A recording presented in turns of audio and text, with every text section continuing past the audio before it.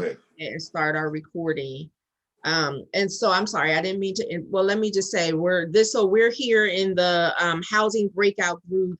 And so the purpose of this group, as you know, is we're reducing gun violence by addressing social determinants and definitely housing, in particular affordable housing with all of the necessary wraparound services is an important social determinant when it comes to addressing gun violence. And so we're glad for everyone that's going to be a part both now, Dr. Tate and myself, who are a part now, but also certainly those who will join us in the future, that we are looking together at how we, the faith community, can partner with others in the community on, I guess, addressing this social determinant. And so I just want to make note that even though we do have a facilitator of this group, that we look to the experience of everyone that's going to be a part of it, and that we're definitely looking to have both actions and advocacy. And so Dr. Tate, I didn't mean to interrupt you, but go ahead and finish what you were saying. No, I was just saying that I think that one of the from my observation and working in the community is that just people having really solid information about, particularly as it relates to public housing, and understanding what power they have, what rights they have in terms of the places that they live, and being able to determine what's going to be beneficial for their families going forward, whether they accept a voucher or whether they want to stay not in their units as they are, but some of these places can be remodeled. Of course, some of them probably need to be torn down. And then I always want to disclose this. I am a part of WIN, Washington Faith Network. So part of our strategy is that the people don't get displaced while something is being either rebuilt, refurbished. I think it's built first or something. I forget the terminology right now, but that's key, because what we found out over the years, when people leave their communities, they don't come back. And DC has the per capita worst case of gentrification in the nation.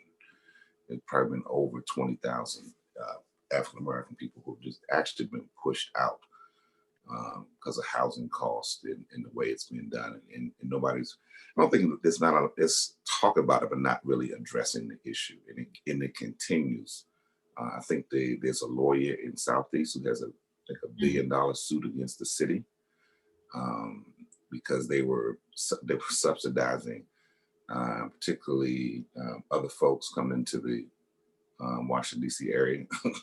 And I think they had to stop that, which is really very interesting.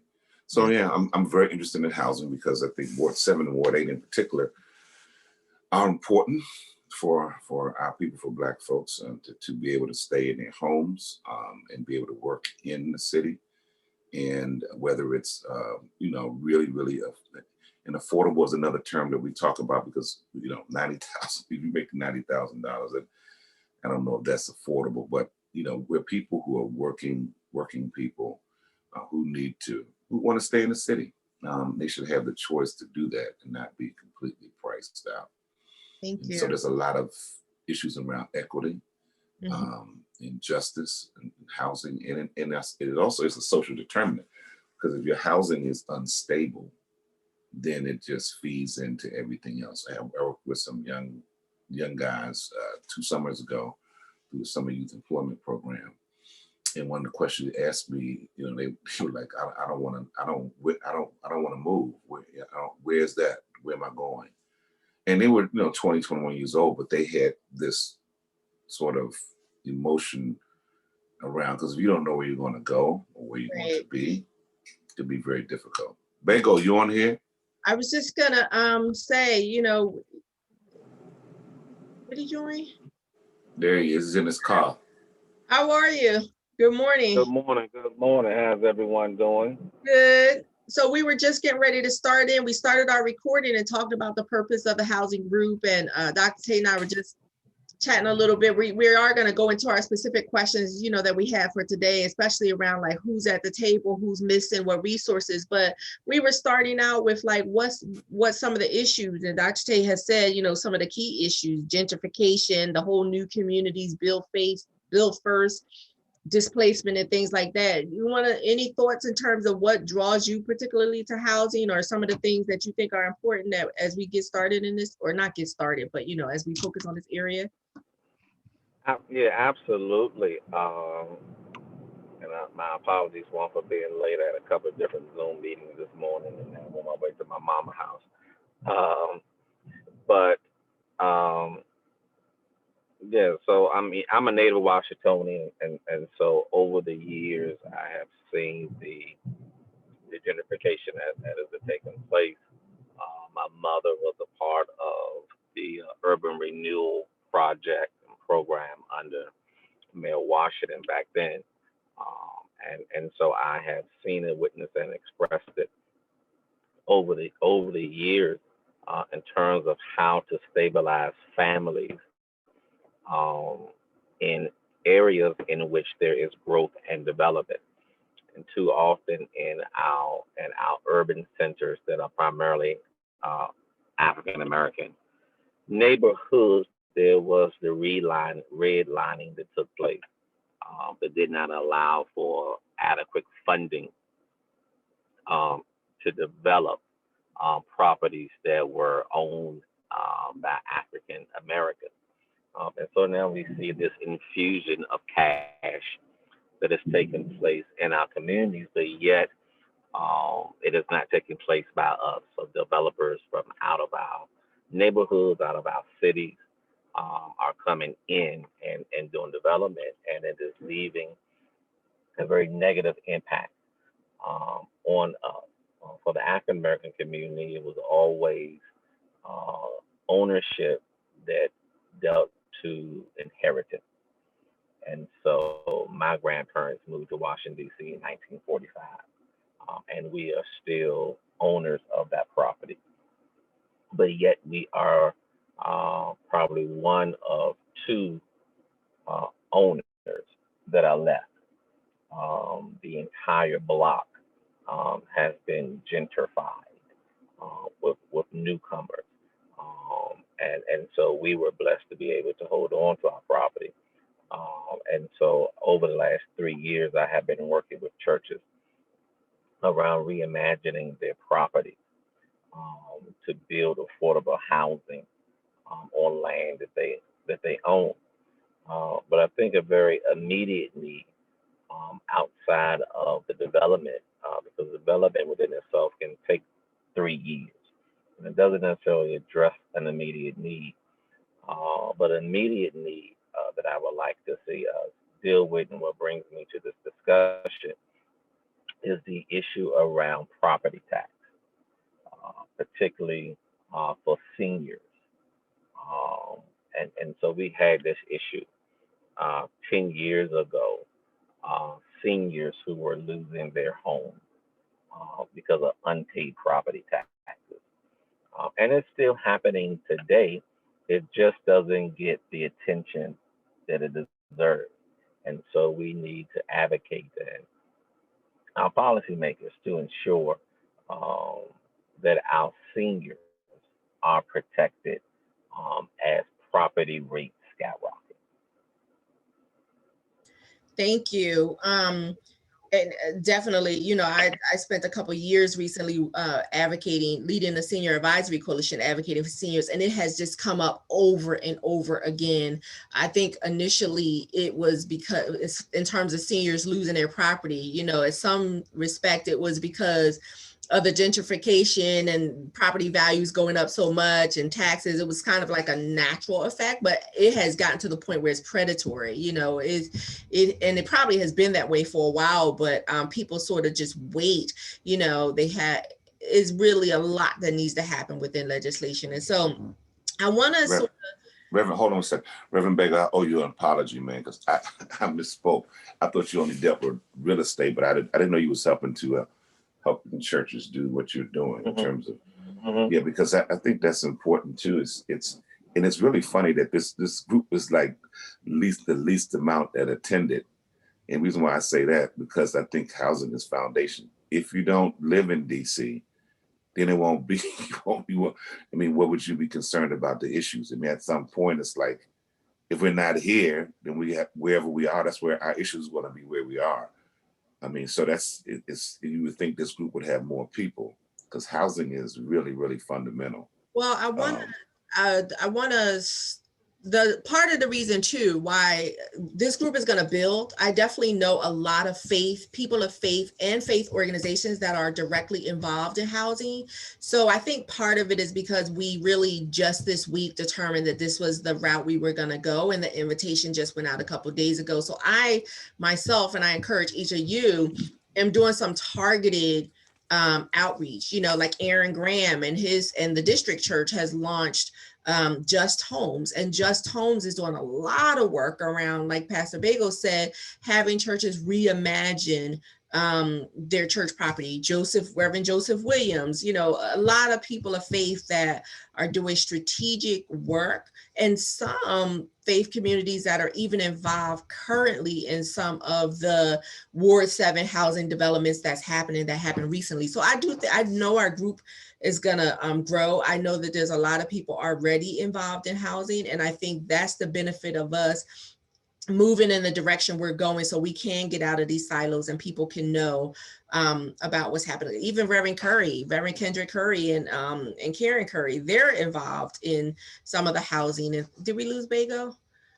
And some of the things that are going. He's done. Yeah, I got you. I understand. One of the things I definitely want to do is I want us to capture our responses around some of these questions. And some of it we already said, like what work is already happening in Ward 7. And we talked about a lot of the development, and I was wanted to pull it up just to sort of capture. There's so much that's happening right now, right?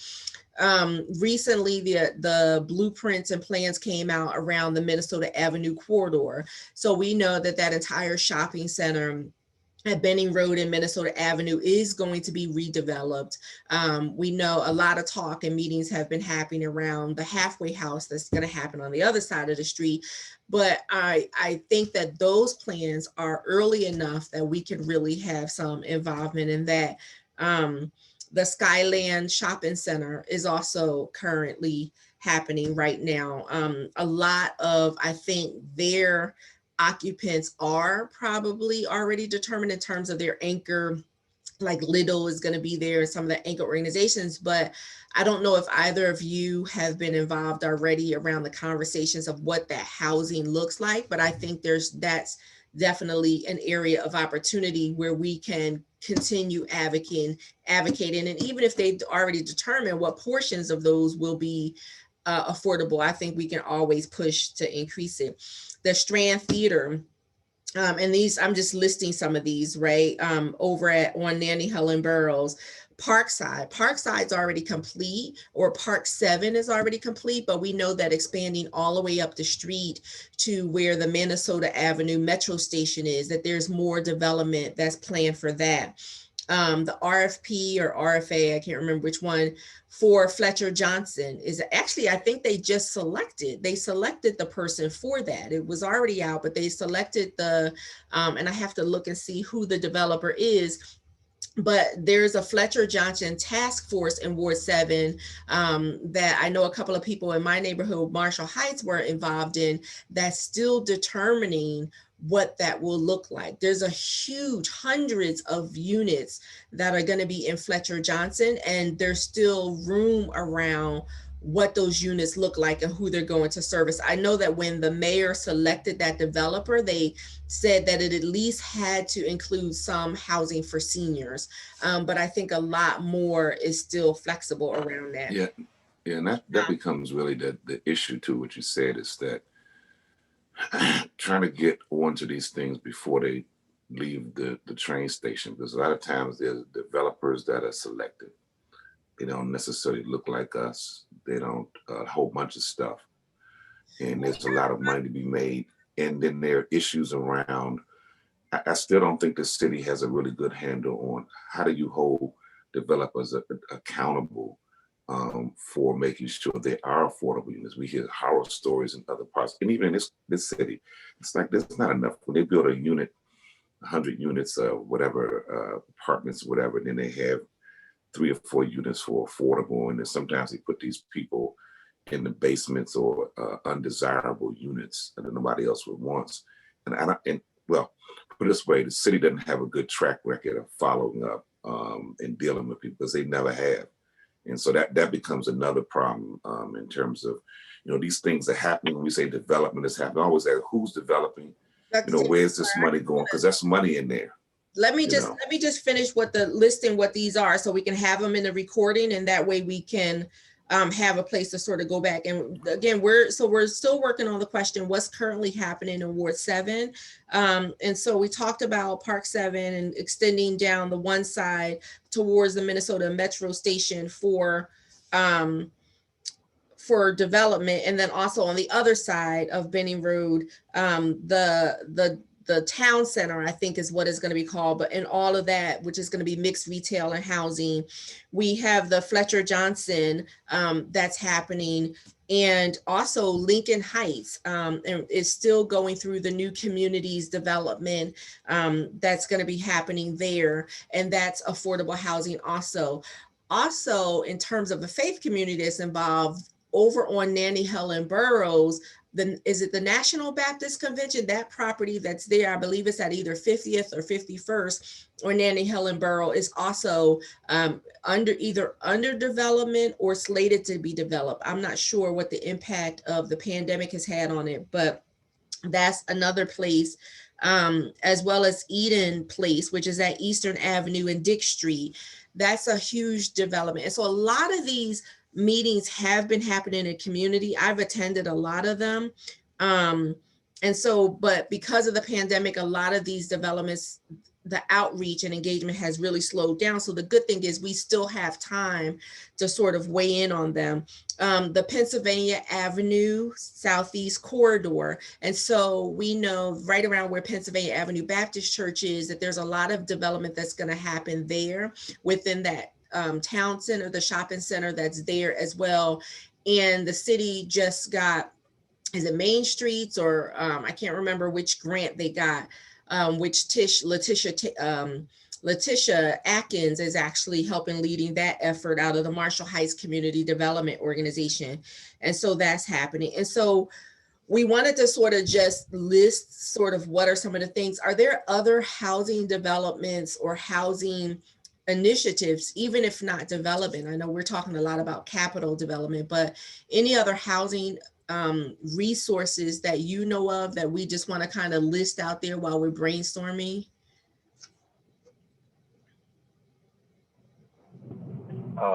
And specifically to Ward 7, correct? Yes.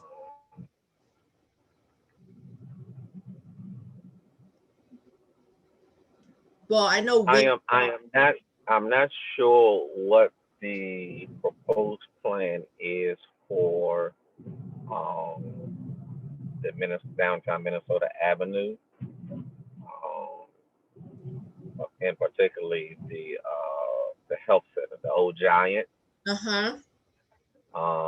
So United Medical that's in there. They're moving out. Yeah, all of that's going to be developed. And district government is moving some services in there. But I think they have an overall plan to redevelop it, and I'm not sure. Uh-oh. You froze. I'm not sure if you can still hear us. Okay, well, I know you're driving, so we'll wait until you're able to come back in. Okay, there we go. Okay, so I'm not sure, and this is happening immediately with the medical center moving out, and the district government is supposed to be moving in. But I'm not sure what the future plans are for development, or whether or not that's going to be strictly commercial for government offices, or whether it's going to be mixed use. And that should be something we keep an eye on. Yeah, it's definitely going to be mixed. They came out with the plan. There's going to be hundreds of units. all across where the grocery store is and where UMC is, all the way up to through like the library.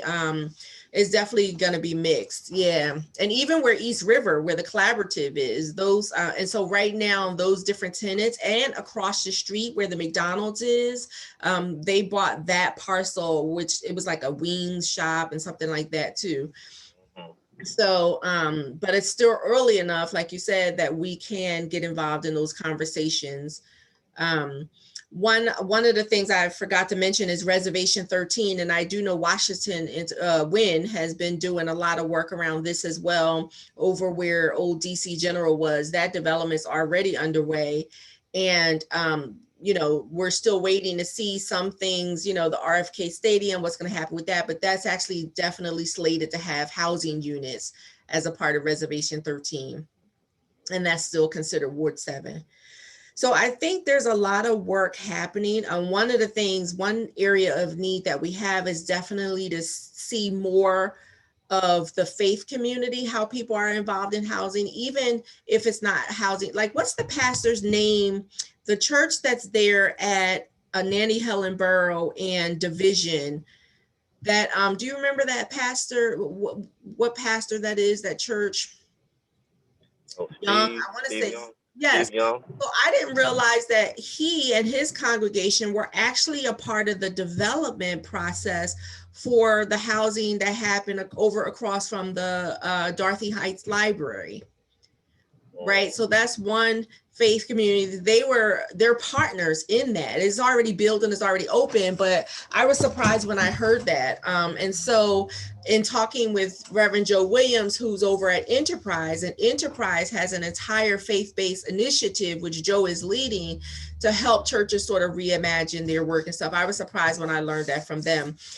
So, but I think for me, at least, that's an area that I'd like to learn more is, like you said, what about the immediate needs? Because these development projects takes years, but how are we housing people when they have like a crisis, or when there's an immediate issue of homelessness or affordable housing? How can we maybe support people when they're on these waiting lists for housing vouchers for years and years?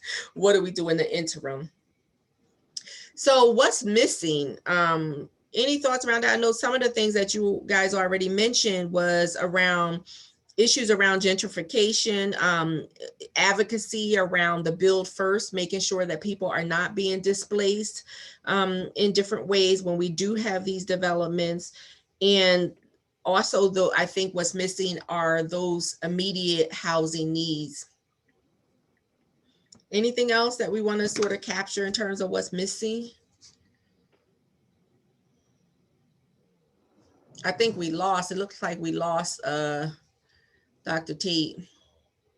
Oh, okay. Yeah, that sounds good. You know, for an initial start, or as a base of some sort to focus on those three and build them out as we go. Okay.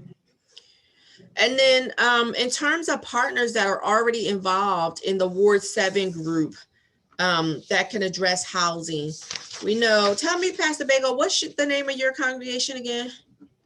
Center Point Baptist Church. Okay. So we got Center Point Baptist and the Village, definitely Pennsylvania Avenue.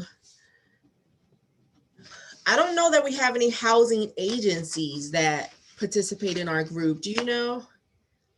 No, and I guess I'm not sure what Marshall Heights is doing. Oh yes, yes, they definitely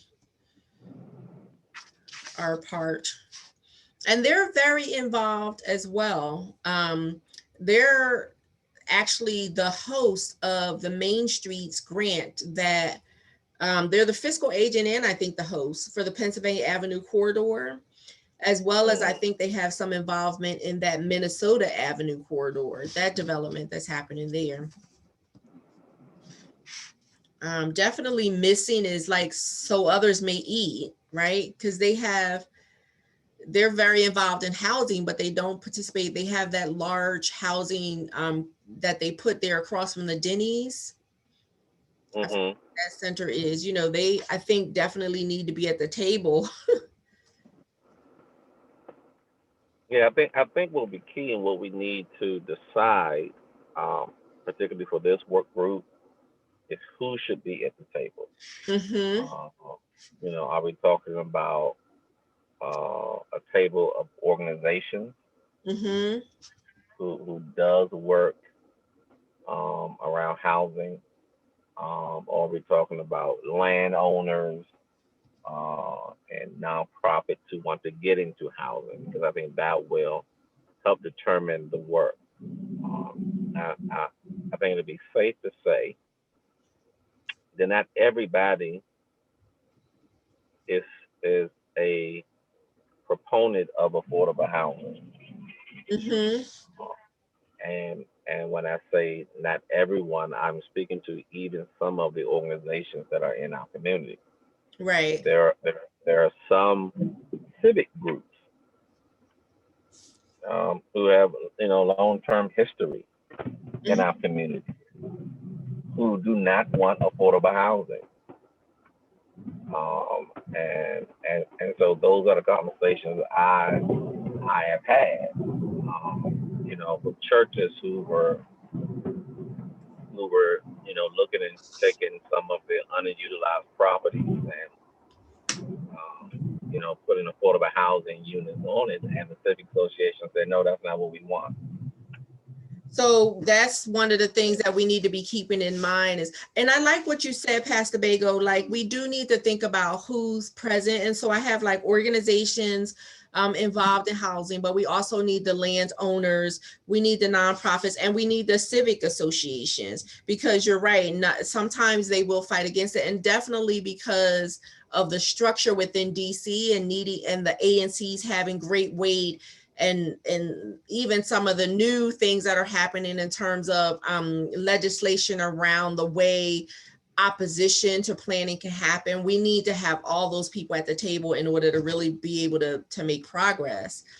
And so perhaps part of it is what you're saying is in one of these working groups during the month, facilitating that conversation.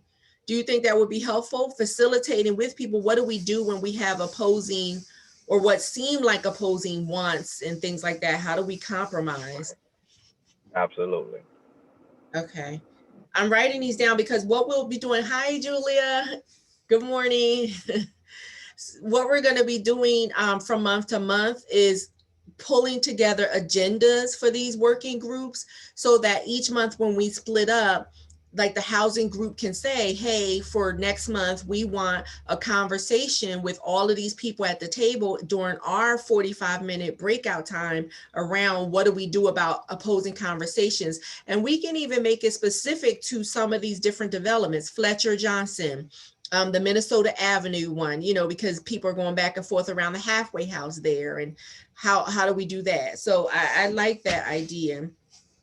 Who else do you think is important? And Julia, please chime in. We've been talking about sort of who's at the table and who should be at the table in order to create the ultimate goal of this working group is to address housing needs, both long-term in terms of capital development and short-term in terms of immediate housing needs, so that the social determinant of housing isn't negatively impacting our violence numbers.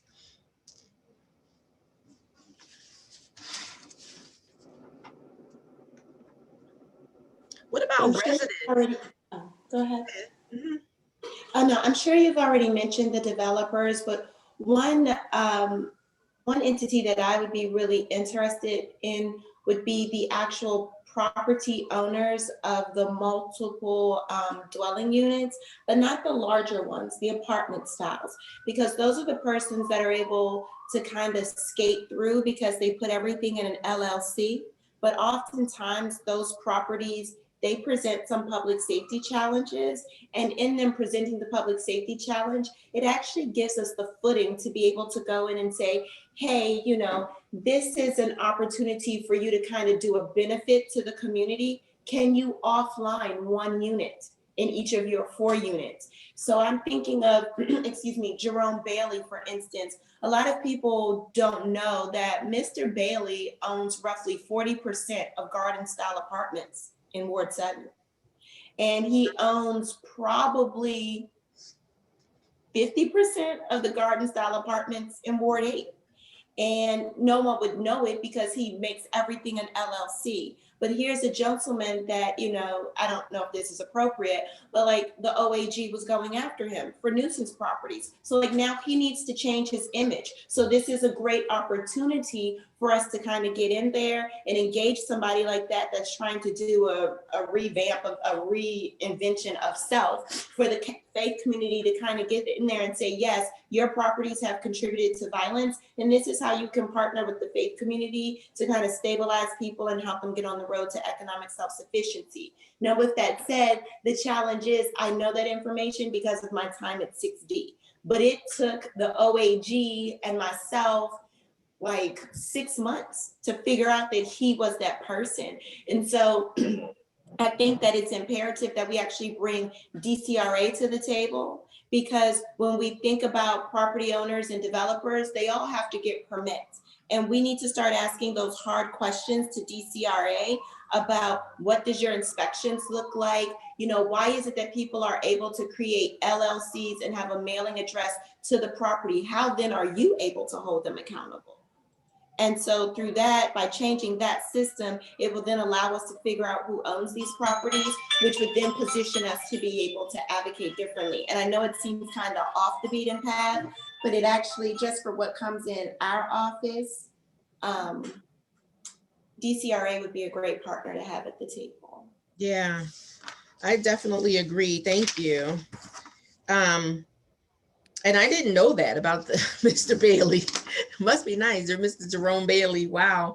And this yes, Jerome Bailey, he's I believe in letting people know he belongs to Kappa Alpha Psi. He is a graduate of Howard University. He has an office on Benning Road, but it goes by what university? He attended Howard University. Okay. He belongs to Kappa Alpha Psi. And the interesting thing is you have the Bailey Group, then you have Bailey Properties, and then one of his frat brothers is falling under his umbrella. So here he owns all these properties, but then he has these subsidiaries, and it's kind of hard, as Amin taught me, always follow the money. And right. He has a lot of money in our ward. And so one of the reason why I asked that is one of the strategies that Washington Interfaith Network does is to look at who needs to be at the table, who do we need to influence within the efforts that we're doing, and then look at who knows them. So that's why I ask you, who do you happen to know if he belongs to a church or a congregation or a mosque or anything? I could only pray. Okay. Because that's the kind of things that we want to do. And so this is really, really helpful. And so I'm looking at our time too. And I was doing time check. I'm sorry, y'all. I'm trying to moderate this group and then trying to send messages to the overall group. And it says chat to everyone, but then I just realized it's just chatting to you. It's okay. So I sent Urban a little message so that they'll time check. But we're starting out. And so I'm really, really thankful for both of you being in this group and how it's going to move forward. And what we're going to do is just from month to month, let it grow. And so I'm glad to have you here because I feel like we have a good sense. We know there's a ton of projects as we listed, and I don't even think we listed them all. But we also looked at large projects. So like you're saying, Julia, there's a bunch of these garden style apartments that are being, especially now with the pandemic and the interest rate being so low. So many people are buying up these units and because people are defaulting on their mortgages. And so they're doing all these pre-foreclosure sales and tenants aren't paying. So they're in a position to want to sell more. So I think that as we come out of this, we're going to see a lot of turnover that has happened within the housing market. And we want to be in a position strategically as the faith community with our city partners to be able to influence that whole turnover so that a lot of our families don't come out displaced, because otherwise they will be displaced. And so before we rejoin, we still have, I think, like 6 or 7 minutes. Any other thoughts? We talked about sort of what's currently happening in the ward. We talked about that a little before you came in, Julia. Any thoughts in terms of also what's missing, like what's happening and what's missing in the ward around housing? I think also we should engage the Department of Housing and Community Development. Richard Livingston would be your point of contact because he's the special assistant to the director. And I am on this journey of 2021, believing in crazy faith. And so I am going to put it out in crazy faith that Richard Livingston would even be open to, that God would touch his heart to be open to discussing this with us. But DHCD has an exhaustive list of vacant properties. And one thing that Zion Church does, we have a Hope House, a Mercy House, a Faith House. And what it was members of our churches that offline their personal homes to allow members of our church to stay there 18 months free, rent free, so they could save their money up so that they could get to stability. We have in Ward 7, because we have an aging population, a lot of our homes are vacant. And DCRA, they'll be quick to slap the vacant sign on it, and DHCD will put it in their inventory. But how do you get the houses? And it seems like only the people in that network are able to get the houses to make a profit, as opposed to actually addressing the true housing need. It makes no sense for you to be able to acquire a vacant property and say it's going to be affordable, and you're selling it for like you're doing vacant to vibrant, and you're selling it for $500,000. Why can't we just house a family in a house for 18 months? Right. Thank you. So I'm remembering, just realizing one of the things that we want to do is we want to capture people, members that came today and what groups you're interested. So Pastor Bagel, I know you're driving. You can always do this link. I think you may have gotten it from Erwin also. But Julia, when you get a chance, if you can do this link as well. And I know you serve in like multiple capacities. We're blessed to have you as a resident of Ward 7 and a person of faith. But also one of the new focuses, it was not new, one of the renewed focuses of the Ward 7 faith community going forward is that we do partner across sectors, that we intentionally build relationships outside of the faith sectors with government organizations, community organizations and such. So maybe you can think about a way to sort of capture that for the MOCR's office, how we might be able to partner. And the way that we're thinking about that especially is like as we go forward and we sort of capture these training or information needs that these breakout groups have, that we would bring partners in that could help us, right? Like we bring in DCRA to talk about what are the requirements for when somebody has these LLCs, how can we hold them accountable? So that kind of thing, because when we did our surveys, the faith communities really said that was something that they felt like they needed in order to be successful. Sure. I mean, I believe that, I've said it, but this is the year that I'm really beginning to live it because just God has shown up amazingly. God gave me a seat at the table for a purpose. And for me to try to clandestinely move it's not serving him. I have to really be bold. And so this is the year where I'll step out there boldly. God gave me a seat at the table. And so however he wants to use me, use me. There you go. Love it. Pastor Bagel, any other final thoughts you want to share before we rejoin the main group? No, I'm just excited for this, what I would call an inaugural committee meeting, and look forward to working and putting the plan together. Okay. And I just want to share that I am an utter fan of you. I'm about to call you Evangelist Vega because that's how I refer to your mom, because she was just such an amazing woman in my life when I was with Reverend Isaac.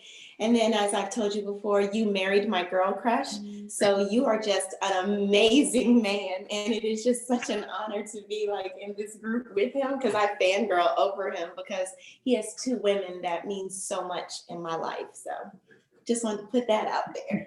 Awesome. But well, let me say, Julia, I've always admired you going back to East of the River, CBCB. And you've always been one who has brought a wealth of knowledge and resource to the table. And when you are part of a group, you give your all to it. And so no matter what area that you've been in, that has been evident. Yes, I concur. But I do think that you and Ebony should do a show just to promote Black love, because it's so real. I know it has nothing to do with housing. I apologize, Sean. I Oh, it does. I, It does. I It sure does. love Paul's story. I love that it's a Christian love. I just think that African Americans need the example that you and Ebony put forth, because it really honors your vows from a Christian values, and just your post, the small things that you all do, like speaking one another's love language.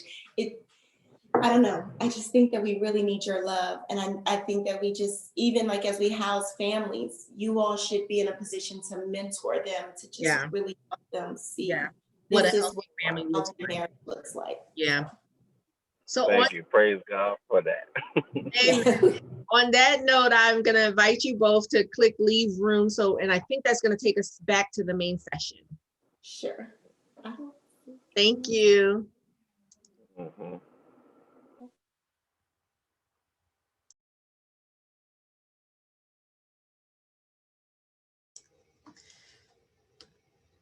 Hi, Shannon. Can you hear me? Or Erwin? I can hear you. Oh, okay. So I was trying to send a message. I was sending messages like time check-ins and stuff, and then I realized it was only going to the people in my group. So do you all have a way to sort of bring the main groups back, to sort of send like a 1-minute warning message and then return everybody back here, so that way we can wrap up and finish on time? Like yeah, Erwin can close all the group rooms. Okay. Yeah. Let me call him. I think he's back. Is he back in?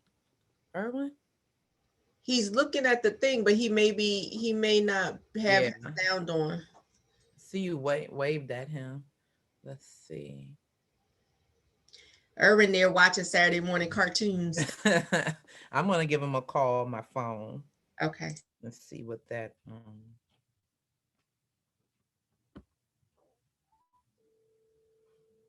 have him stop them.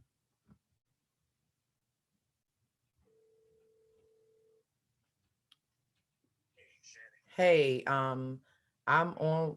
Yeah, it's time to close the rooms now. All right. Okay. Okay, he's about to. How did everything go? Did I send the Google form? Was that helpful? I was just gonna say too. Okay, somebody entered into. Okay, I don't think that's us. Am I supposed to be in the waiting room? I see a message. Does everybody else see that message? It says it's not showing. Enter the waiting room. Okay, I'm just gonna admit them. Why is it not showing on mine? Maybe because I think I'm set up as a co-host. Maybe that's why. But I just want to say yes, and thank you so much. I want to take this opportunity too, Shannon, for all your help too with the group in the last month or so. It really has helped us get organized. So thank you. No problem. Yeah. Sometimes that's all you need, just a little more clarity, and it helps things move forward. I feel like it's a big difference though. You guys have done well since I first joined. It seems like, things are moving in the right direction. I think it's pretty cool.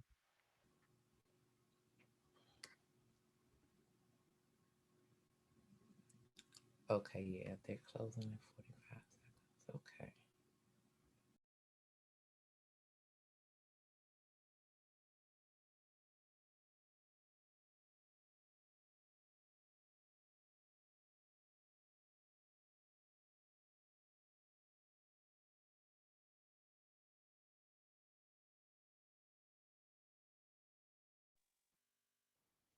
Okay.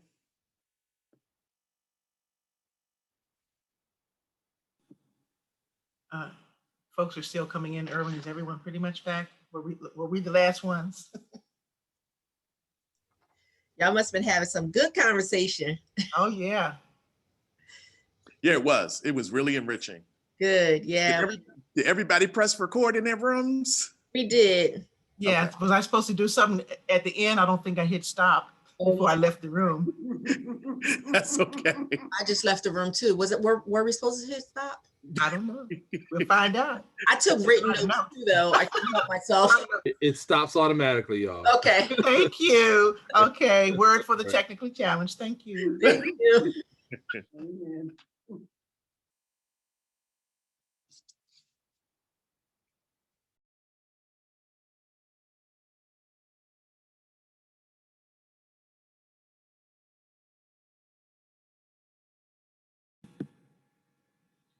Is Pastor Tate still with us? Oh, there you are, sir. Yes. Are we ready to talk about what's next?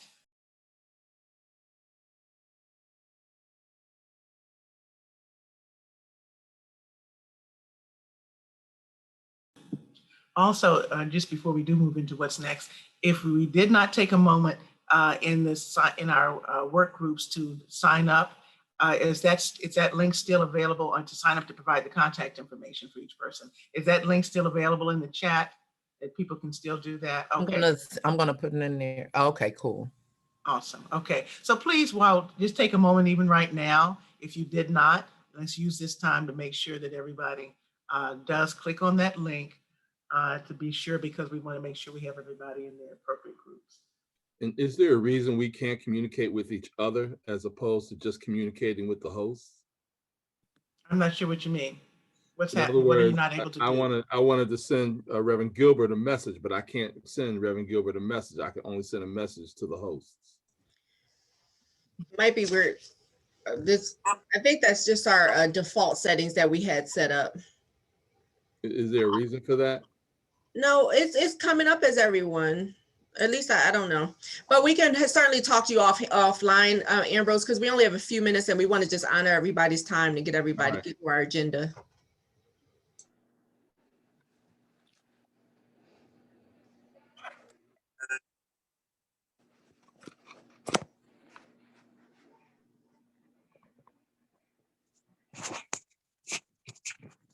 So while everybody's getting together, my name is Reverend Damon Dozier. I'm at the East Washington Heights Baptist Church. I've been on several of these meetings, but I don't think I've been formally introduced to anyone, so hello. My question is that in our group, we have a reporting out, or at least we thought that that's what we were going to be expected to do. Is that what we are going to do now? Yes, let's take just a few minutes to do that. I think we do have time to do that, because then we're going to, in just a few moments, get to the announcement. So take just 2-3 minutes to give a quick highlight about what you want us to know about your time together. And if you would like to start, sir, or if you're the one from your group. Yes, I guess the hen that speaks is the one that laid the egg. So I guess I gotta go. So yes, Reverend Damon Dozier, East Washington Heights Baptist Church. I've been there for 10 years. Been serving under, I've been there for 21 years. I'm sorry. I've been serving under Kip Banks that whole entire time. He's asked me to take over the social justice portfolio. So we were in the group that talked about employment and mentorship. And we had kind of 3 recommendations in terms of moving forward. One was to assist Pastor Tucker, I think, in some of his efforts. Specifically, he was looking for recruitment in terms of individuals who are either underemployed or unemployed. And so we talked a good deal about that, and he was kind enough to give us a history of his efficacy in this area. So we were thankful for that. 2, we spoke about some ideas in terms of trying to coordinate all of the different churches and entities that are currently doing this work, so that we have a good understanding of what the landscape is and kind of where everyone is, because certainly sometimes we say we're not doing anything, and in fact we are, right? The third thing that we talked about was career services development. We talked about individual capacities for resume writing and resume building. That's something that I do. And so we talked about that, and we talked about different forms of mentorship and how we can become mentors in the community. And then finally, we talked about some programs that are already implemented with municipality-based entities like PEPCO, for example, in DC Water, and seeing how we can use those as models for other municipality-based organizations or private organizations to help some of our underemployed and unemployed populations. So hopefully I stayed within my 2-minute time period, but I think that's covers the bulk of what we discussed. Very good, and thank you for setting a great example. All right, next group. I'll jump in. I was with the housing group, and we started out by listing a lot of the different housing, both capital developments that are happening within the ward, and there are a ton, as everybody knows. And then we also talked about sort of what's missing, and we really highlighted the need for both immediate housing supports as well as these long-term, because a lot of developments take years to come on board. And so we talked about how the faith community can partner with our city partners on meeting some of those immediate needs. We also talked a lot about advocacy. Even though these developments are already slated and in some case may even have a plan, that there's still room for the faith community to advocate specifically on increasing some of those affordability, the numbers of units and different things like that. And going forward, making sure that we're at the table when we determine what's going to happen at these different places and what happens in the ward altogether.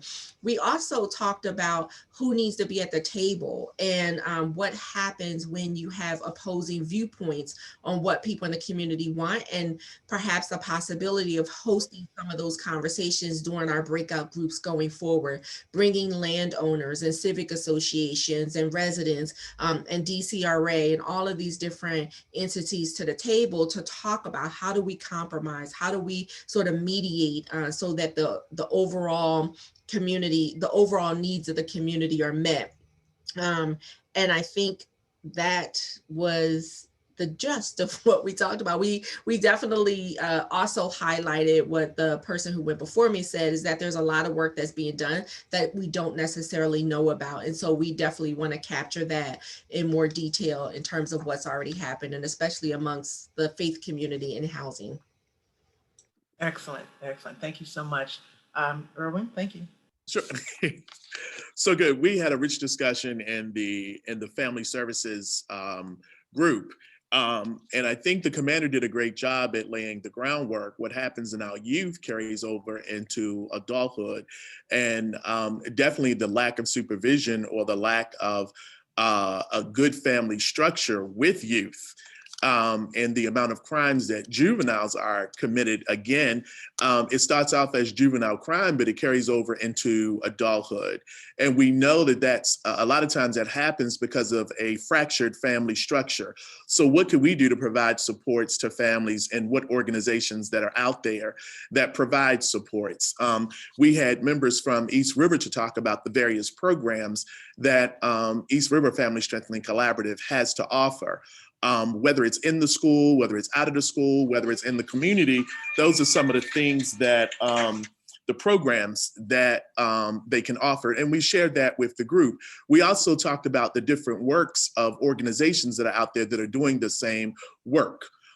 Whether it's community shoulders, whether it's police officers actually interfacing and being mentors for young folks that are out there. That piece was brought up. And then we had some calls to action that the commander set out a great piece that I'll share with the group, some action items that we can do each month. So these are things that we want to do. We also talked about advocacy. Again, Pastor Goldstein came in and said, hey, this is great work, but we have to make sure that we're advocating and that we're also letting the city know exactly what we need to do. So that piece is good. Also, one thing that we found that was missing, youth. So how do we engage youth? And we realized that it's not unique to this group. Everybody is trying to find a way to engage youth. And maybe it's bringing on some youth organizations. So Pastor Goldstein suggested some great youth organizations that serve right here in Ward 7. And maybe we can ask them to be a part of it. And I think that is it. That's it. Right, thanks. Our group, which dealt with health, covered a lot of ground, but I just want to try to sum it up to say we focused on what we really want to look at in terms of things that are upstream, midstream, and downstream in terms of, just kind of at least trying to categorize some things.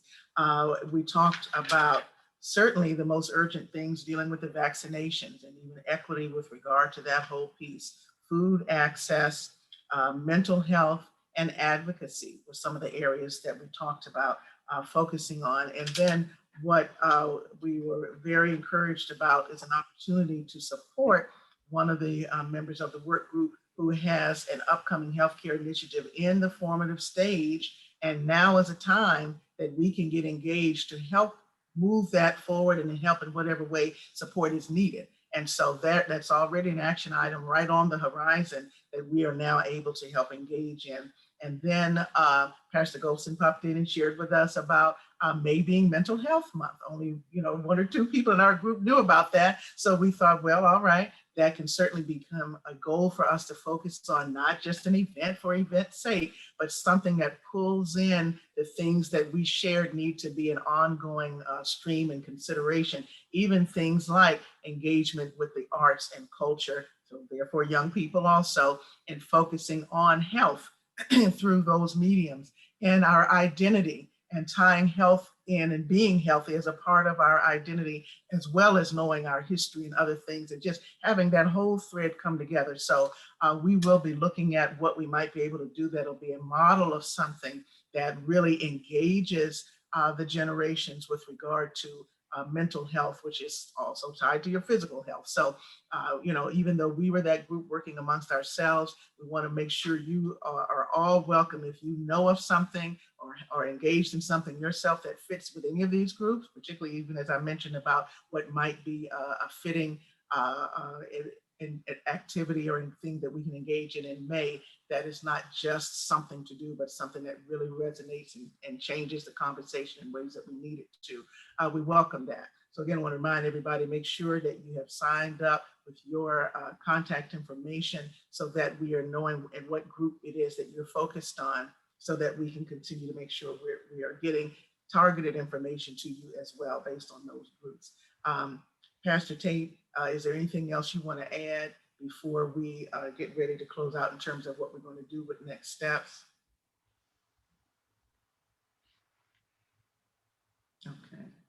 Okay, just wanted to give that opportunity. So we do want to be mindful of our time.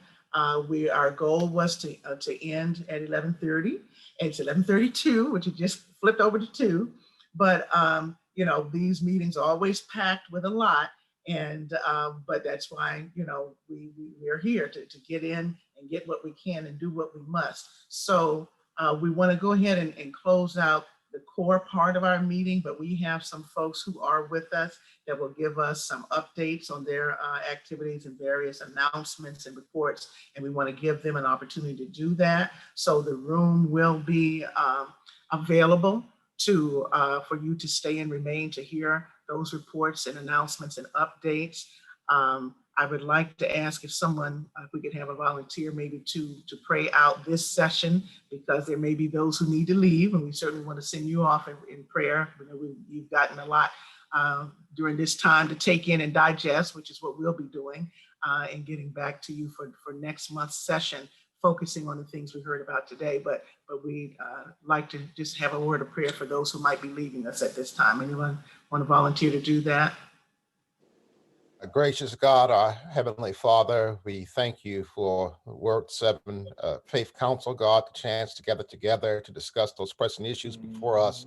Indeed, Father God, we want to be the balm of Gilead to help bring healing, God, to your children all across our ward. Strengthen each faith leader, God, strengthen each individual in all that we do in the areas of healthcare, housing, jobs, mental health, with youth, God.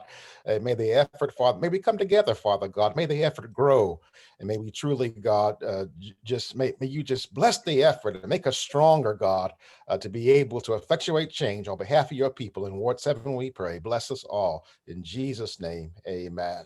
Amen. Amen. Thank you so much. And I do want to let those of you know who may have come in a little late, in the chat, if you go early up, there should be a link to a prayer that the Lord gave me, woke me up out of my bed this morning early for us.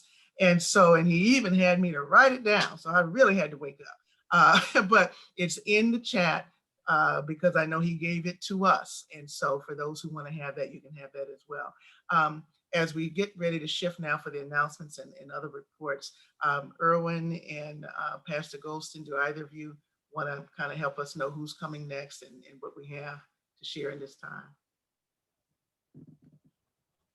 Sure. I will start off with anyone from the mayor's office that would like to contribute any information? And I'm looking now to see if I see anyone from the mayor's office of outreach. Okay, and while you're doing it, I forgot, Hey, let me Julia's do it here. very quickly. I'm sorry, very quickly, if I could ask Pastor Golston to go ahead and start. I know he has an announcement. I want to make sure people hear the announcement that he has in case people do leave. And then I had one also about vaccination pilot that some of you all had questions about. If we can just make those real brief, and then we'll hear from the mayor's office. Oh, okay, I'll go quick. On the 17th, which is Wednesday, Ash Wednesday, we're holding a joint service, a prayer and a plan, is what we're calling it, and just bringing our faith leaders together, not only to pray for peace in our city, but also to present a concrete plan for the 40 days of Lent, to really be intentional about some concrete ways that we want to show up in our community. So that'll be in partnership with First Rock, as we've done it for the last 3 years with First Rock Baptist Church at Pastor Mentor's Church, right here in Ward 7. The information on the flyer is in the rotation that was up earlier. Thanks so much. That's 6 o'clock on the 17th. Thank you. And also, some of you probably did hear, and I hope you did, that we are having a pilot to provide vaccines for the COVID virus at our church, Pennsylvania Avenue Baptist Church, this coming week, Thursday and Saturday only. It's a pilot. And so we're targeting persons from wards 5, 7, and 8, who we all know what has happened with folks not being able to get what they need. But persons have to be 65 and older and DC residents. And everyone who registers, their information is being checked individually and manually so that that can be assured to be the case, so that our folks do have the opportunity to get that preference. Other persons throughout the city who meet that criteria still may be able to get the vaccine, but the priority is being given to people in the Ward 5, 7, and 8 zip codes. And so I want you to know that we had hoped to be able to have in-person registration for at least one day, because registration is online and the flyer is in the circulation, and Erwin will run that again for a minute at the end here. You can see that. And we can also email that to you if you don't have it. But nonetheless, we had hoped to do in-person registration, but that's not going to be possible now. And as because of the short turnaround time and what's involved and what's really needed, quite frankly, for seniors who can't access the technology, there's a whole lot more that needs to be done to do that properly. And so we're hoping that if this goes beyond just the pilot, we'll be able to really address that more strategically and really make sure everybody has a chance to register and get the vaccine who wants to get the vaccine. So that is coming up again this Thursday and Saturday. Thursday, it will be from 10 a.m. till 5 p.m. Originally, we said 4. I think we're going to add an additional hour. And then Saturday was originally advertised as 10 to 4. We're going to extend that a little bit on both ends, 9:30 to 4. And so the website to register is 5FIVE medicine. .com. So if you just go to that website, it walks you right through registration. Thank you so much. Okay, if there's anybody from the mayor's office, I thought I saw Julia on here. Yes, good morning, everyone. What a beautiful day it is. And thank you so much, Pennsylvania Avenue Baptist Church, for really just stepping up to the call. You truly are a hero. And I don't mean that as a cliche. Every person that gets vaccinated, you truly are saving their lives.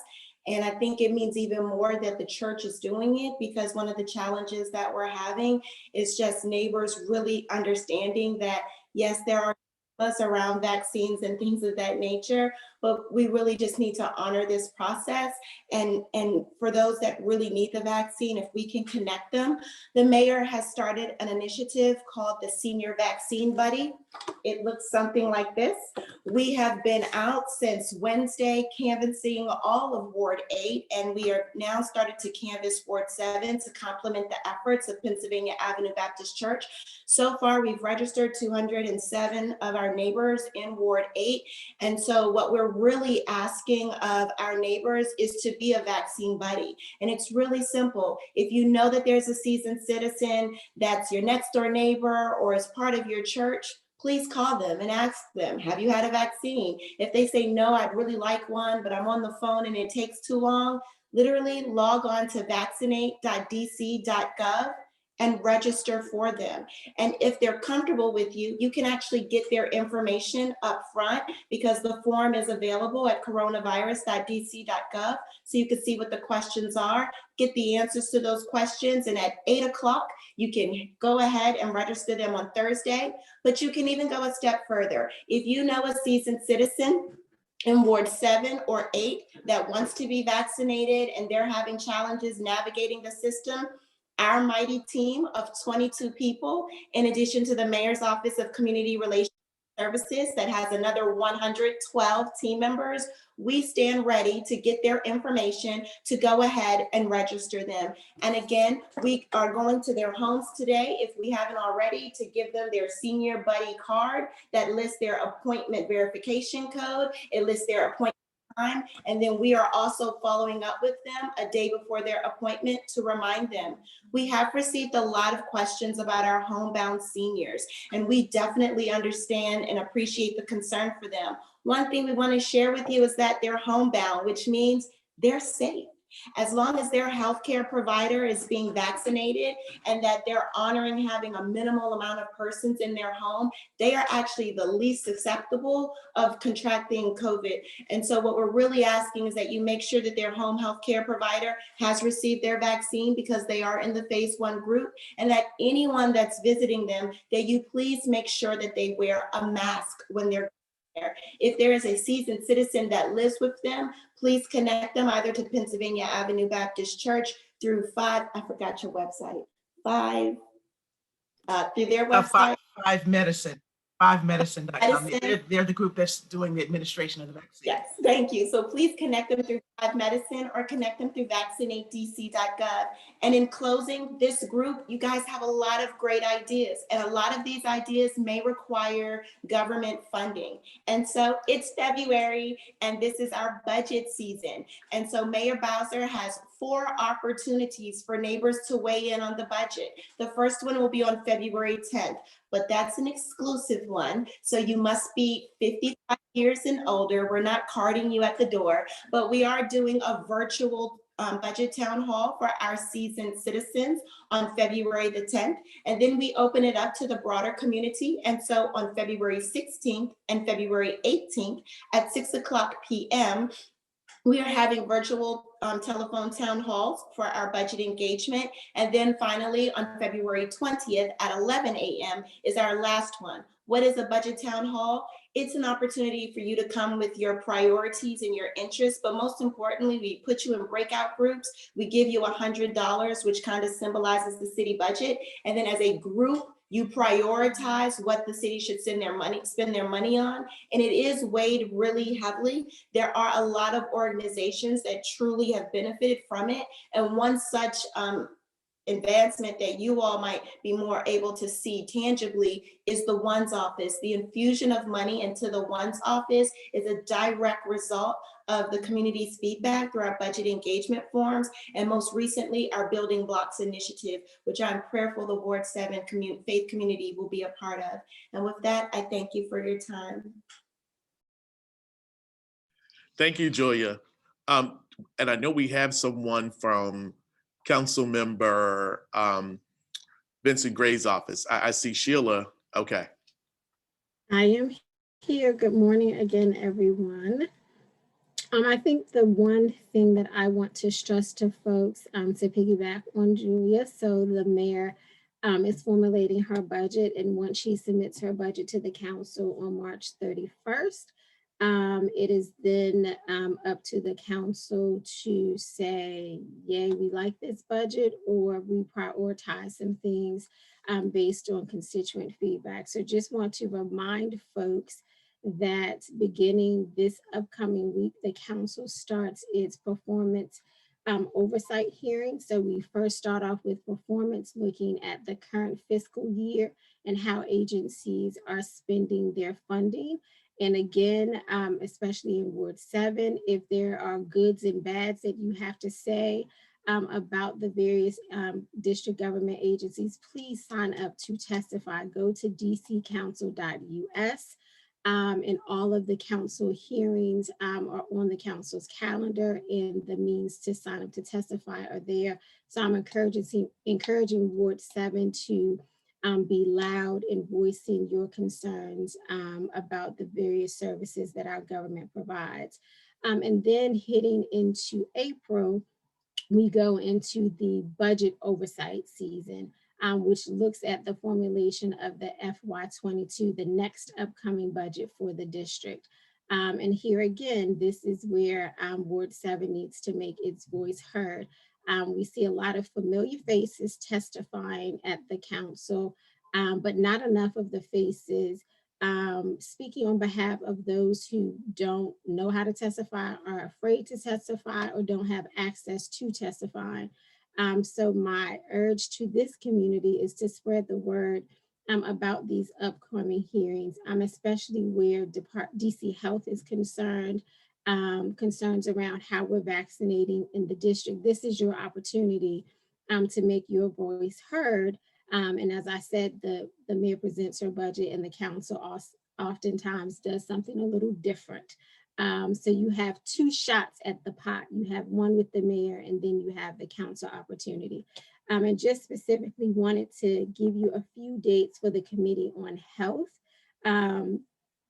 We have our first performance oversight hearing beginning this coming Friday, the 12th, which will be on the Health Benefit Exchange and Department of Behavioral Health. And I know the Department of Behavioral Health is a huge issue in Ward 7. So that is this Friday, February 12th from 9 a.m. to 6 p.m. And then DC Health, commonly known as Department of Health, that is on March 19th from 9 a.m. to 6 p.m. That's the performance oversight piece. And then on April 28th is the FY22 budget oversight hearing for the Department of Health, newly known as DC Health. I attempted to drop these dates in the chat, but I cannot. So if anyone is interested in getting the full performance oversight schedule and any of the dates in particular for the Committee on Health, please email me at sbun, and that's 2 N's, at dccouncil.us, sbun@dccouncil.us. Thanks so much.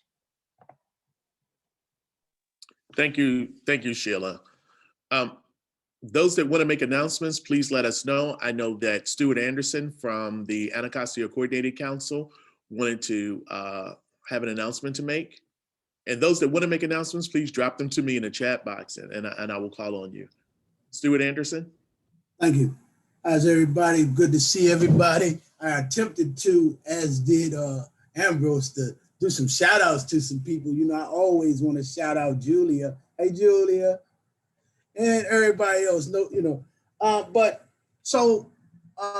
My Health Approach, ACC, Vanita's Pot, number of other organizations, FFOIP, and basically we've decided to do this series of conversations around food insecurity east of the Anacostia. The first conversation will be Ward 8 specific, and it will take place on Monday in partnership with the Congress Heights Citizens Association. And that'll take place at 6 p.m. It'll be a virtual meeting. The flyers were up earlier, I believe, and I believe that we'll be able to get them out to all of you. I've sent them over. Then their second conversation will take place on February 11th. That's Thursday, this coming Thursday. It also will start at 6, and it will be an hour conversation. And this won't be a lecture. This will be a conversation, an opportunity for community involvement, both of these pieces. And we're hoping that we're going to be able to get some information from the community, from the Ward 8 specific event, and then some information from the Ward 7 specific event. And then we're going to come back on the 18th. And Don't Mute My Health will bring on Beverly Wheeler from DC Hunger Solutions to wrap us up, get a little bit more information, but to report out on what we heard and what we think we should present to the city council and the mayor's office in terms of a proposal coming directly from the grassroots of Ward 8. Again, this is a Don't Mute My Health, ACC, Vanita Spot, FFOIP, and others. We've invited some key speakers. We'll have some people from DC Greens. There are a host of other individuals who will join us. And also Pastor Curry will moderate some of this stuff. So y'all join us for these conversations. Monday, 6 p.m., Thursday, 6 p.m. coming, and then the following Thursday for the wrap up and round up. Thank you a lot. I appreciate the opportunity to speak. Thank you, Stuart. Next, we have Pastor Kip Banks from the East Washington Heights Baptist Church. Good morning still, and I just wanted to give a shout out to all the men that have grown beards. I didn't really recognize Erwin because he has a full-length beard. He's looking good in his beard. Dr. Gilbert looking good in his beard. Pastor Tucker has a, you see, Pastor Tucker doesn't have his video on, but Pastor Tucker has a beard. I mean, look at that beard Pastor Tucker has. He has a beard full of wisdom. I said, who in the world is that distinguished looking prophet of God? Pastor Tucker. I mean, he's awesome beard. So I just been revived just looking at these beards today.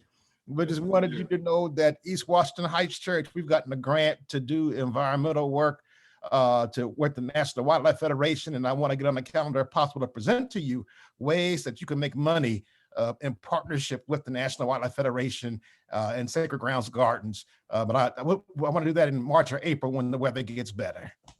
But and I also just commend our leadership. I want to commend Erwin. He's doing an excellent job. Karen Curry is doing an excellent job. Isn't she doing a wonderful job? Devontae Golston, excellent job. Reverend Sean is doing an excellent job. I thank God for all of you. I'm proud. I'm proud to be a pastor in Ward 7 by what you all are doing. So thank you on behalf of the members of East Washington Heights for what you're doing to make our ward a better place. God bless you. Bless you. Bless you. Thank you. Thank you, Pastor Banks. Pastor Tucker, I know you have a job partnership program coming up. Please feel free to talk about your jobs partnerships program that's going to start in March. Yeah, we're looking forward to the first Monday in March, or actually, I think it's March the 8th, to start another program. I shared in the smaller group that we have gotten an unsolicited blessing, and I think all of you know what unsolicited means. It's when God just drops something in your lap that you were not expecting. But we did receive an unsolicited blessing from one of the employers in the District of Columbia, who said that they wanted to interview participants and graduates out of our program. And I'm speaking of the owner of Busboys and Poets.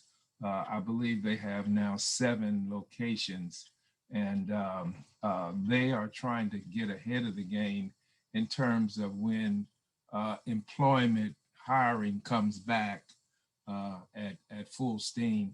And so this is a result of relationship with some other entities, but that's how a lot of jobs are obtained anyway, through relationships.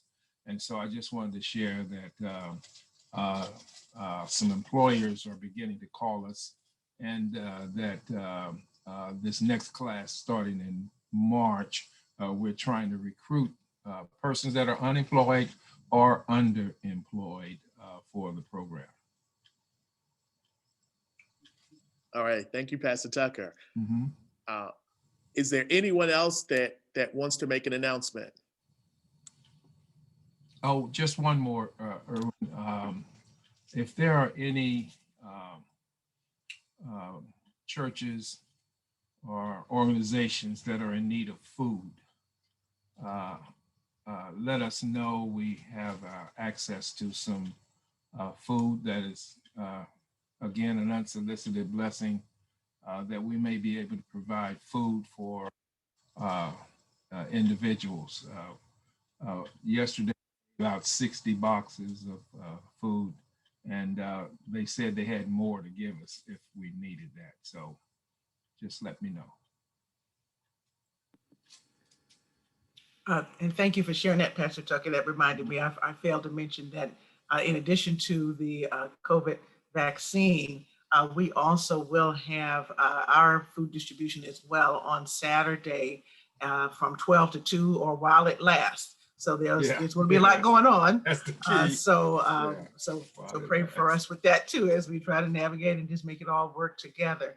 And also there will be COVID testing on Tuesday by Core Response. And so typically they're on the city's list in terms of where they're going to be. I don't remember the time right now, but if you do need to reach out to us or reach out to the church, we can tell you that as well. So there's testing on Tuesday. And then of course, again, the vaccine Thursday and Saturday, which there's still some slots online if you want to try to get in to get that done. Thanks. While we're waiting for anyone else with announcements, if you do have a flyer, please share it with us.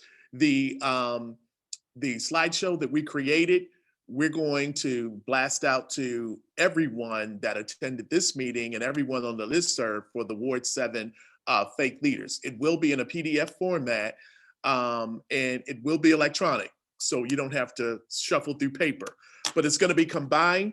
Excuse me, so I'm not sure if you'll be able to separate it for distribution, but you're welcome to share that PDF file that we'll send out to everybody.